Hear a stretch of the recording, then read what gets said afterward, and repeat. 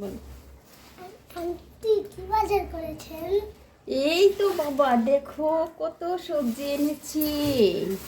হরেক রকমের আজকে অনেক সবজি বাজার করেছি আমি। টমেটো, শাক, ডাঁটা, করলা, তারপরে হচ্ছে গিয়া আমি কিছু আমও এনেছি। আম এখনকার সিজনে কিন্তু আম ভালো লাগে। তো কার কার আম ভালো লাগে জানাবেন। আমার তো ভীষণ ভালো লাগে, কারণ এইসব আম কিন্তু ডাল দিয়ে খেতে কিন্তু অনেক মজা। তারপরে কিন্তু আমি ভেন্ডি এনেছি।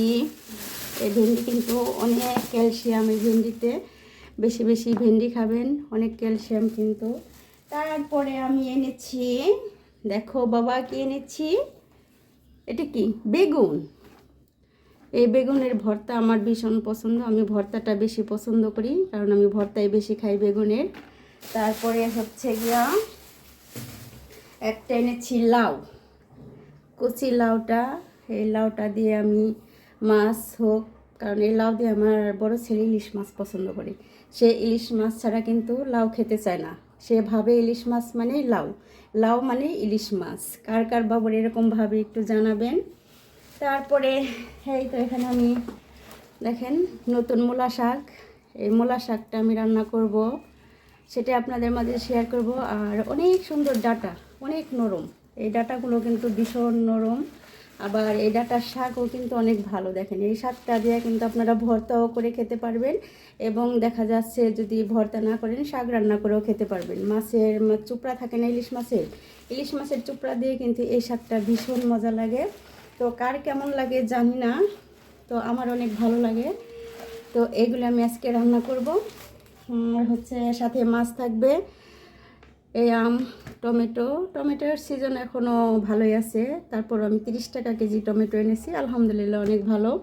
তারপরে করলা ভাজি তো কোনো কথাই নেই। করলার ভাজি বলেন, ভর্তা বলেন, যেটাই বলেন না কেন ভীষণ পছন্দ। বিশেষ করে আমি ভর্তাটা বেশি পছন্দ করি, আমার ভর্তা অনেক প্রিয়। আমার ছোট ছেলে পছন্দ করে না, বাট আমার বড় ছেলে পছন্দ করে। ছোট ছেলে আবার করে কি এটার ভাজি পছন্দ করে, ছোট আলু দিয়ে ভাজি করে দিলে সে ভীষণ পছন্দ করে।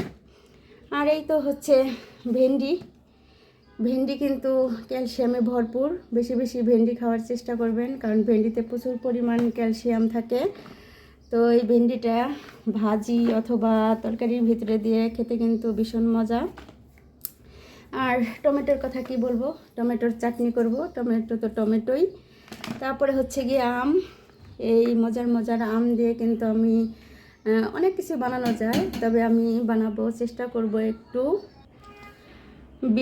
ভিডিওটি ওয়াচিং করার জন্য সবাইকে অসংখ্য অসংখ্য ধন্যবাদ। সবাই ভালো থাকবেন, আল্লাহ হাফেজ, আসসালামু আলাইকুম।